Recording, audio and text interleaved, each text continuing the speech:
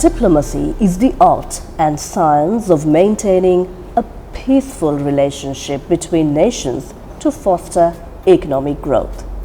Talking Point is certainly privileged to get into a conversation with Her Excellency Dewi Gustina Tobing, the Ambassador of the Republic of Indonesia. Welcome to the show. Thank you so much, Sabrina, for having me here. What are the key strategies has Indonesia implemented to foster economic growth and development in recent years? Well, in recent years, every country around the world struggle with the turbulence economy, and also, of course, some what happened in the eastern part of Europe, and also here in the Middle East, the development, it affects also the world economy at this time and the challenge. So beside that, as you know, since 2020, every nations have to cope with the pandemic COVID-19, and also this is also happened in Indonesia. So because of these all situations, Indonesia also have challenge in the maintaining our economy, but luckily we could cope with positive growth during the crisis during the COVID-19. Actually, there are key strategies. Actually, there are four at least key strategies, as I would like to explain here, that implemented in recent years by the Indonesian government. First, about the effective pandemic COVID-19 policy management. These include containment, treatment, and vaccines. And also the other one, we also encourage the strong synergy and collaboration among institutions nationwide, including subnational government. So we are interconnected between the central government to the regional and among the regional. So in that way, we can stabilize what we need to share with others. So that's also very important in maintaining our resistance to this turbulence. And of course, we have also responsive and flexible and prudent on government budget.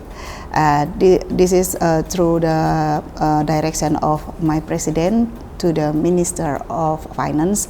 So in that way, they have a very strong collaboration with central bank to manage this budget positively, and to ensure all the budget will be used or utilized in correct way among the nations.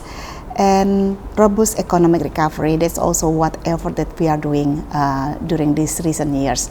So all in all this effort, especially how we do and how we cope with pandemic, and we also undergo national economic recovery, what we called, in which mostly to assist COVID-19, because Indonesian population, it's about 270 million. So it's very, very important at that time we are focusing on this problem, so it won't affect much on our economy. And it works. Indonesia, one of the few countries maybe that can handle this COVID-19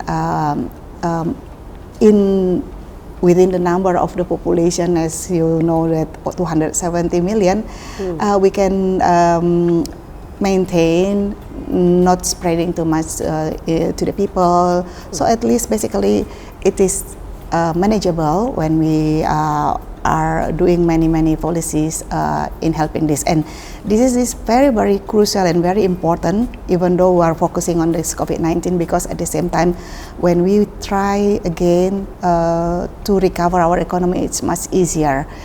And at the same time, we also have a very strong domestic consumption. At the same time, now it's about 53% to the economy. So that's also another key strategies that we are doing in coping and in doing the good policies recently. In what ways has Indonesia navigated economic challenges and uncertainties, both domestically as well as globally? Well, as I mentioned earlier, nationally we try to strengthen our own economy, and then we try to strengthen our own domestic consumption. More than 50% is very, very strong to make the country sustain or resistance to the economic turbulence worldwide.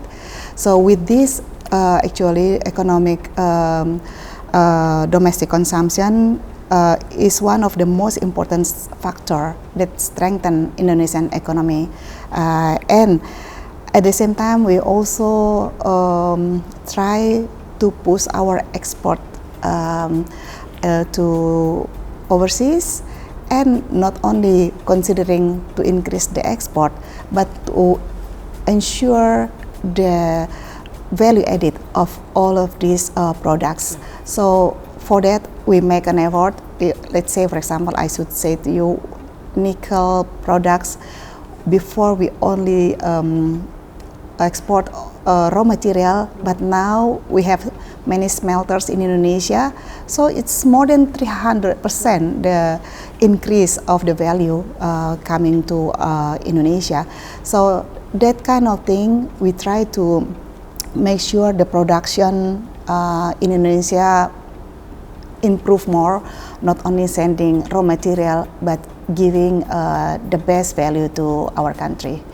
And another thing also, improve our regulation.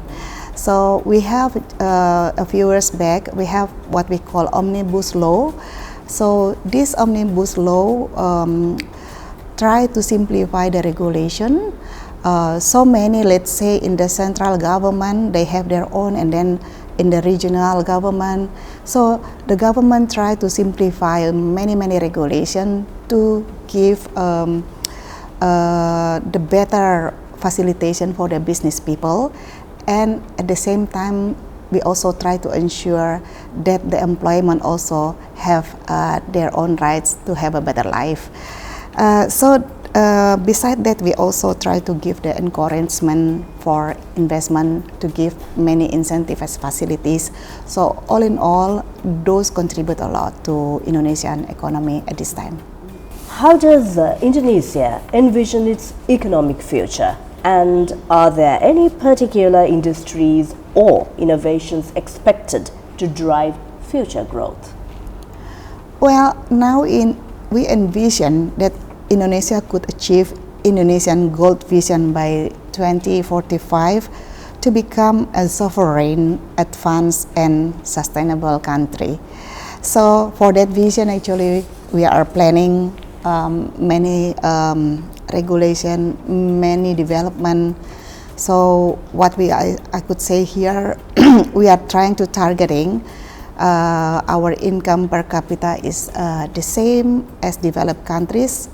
For that, now Indonesia applying to be the member of OECD, and this month I think OECD will consider this request from Indonesia.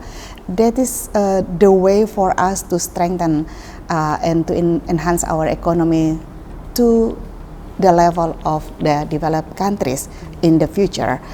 We also targeting on the poverty alleviation tends to 0%, and we also enhance our leadership position in international influence to increase this leadership, which we already are now play an important role to the region and of course also to the world. And another thing also, we are trying to strengthen the competitiveness of our human resource. Indonesia's population, it's about 270 million. Now we are approaching, going to the direction of demographic, bonus demographic, will be leading to about 150 million at the young age. So we are trying to manage this human resource that we have. We strengthen our education system, and we spread the education across the nation, so everybody should have their rights and the opportunity to education as higher as possible. And another thing, And the greenhouse gas emission will also intensify towards the net zero emission. So those are our target in the future. In a way, we hopefully will bring us to one of the biggest economy in the world in 2045. Strategic approaches for a promising tomorrow. It was indeed a very insightful discussion with Her Excellency Dewi Gustina Tobing, the Ambassador of the Republic of Indonesia. Thank you so much for connecting. Thank you so much, Sabrina.